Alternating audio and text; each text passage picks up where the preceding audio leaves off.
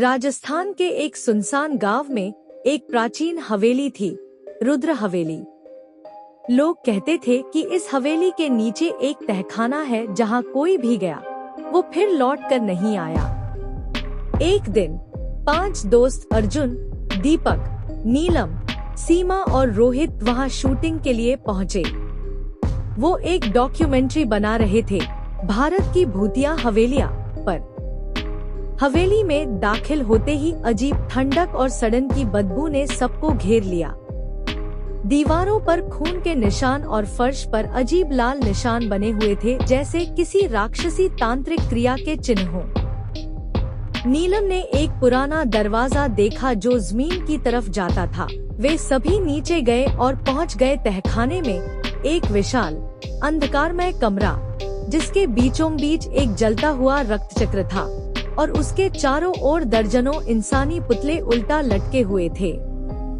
फर्श पर लाल जादुई आकृतियां थी और बीच में एक जीवित इंसान उल्टा लटका हुआ था, जिसकी त्वचा काली पड़ चुकी थी और आंखें खून से भरी थी।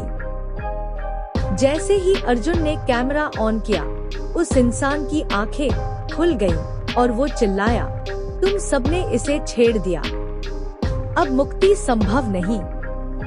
अचानक सब कुछ हिलने लगा, पुतले हिलने लगे, दीवारों से खून बहने लगा और तांत्रिक मंत्रों की आवाजें गूंजने लगी।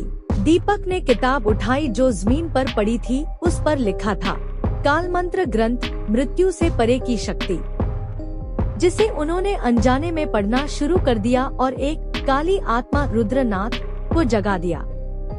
रुद्रनाथ एक अघोरी था जिसने 100 साल पहले 100 लोगों की बलि देकर अमरता प्राप्त करनी चाहिए थी, लेकिन उसे जिंदा दफना दिया गया।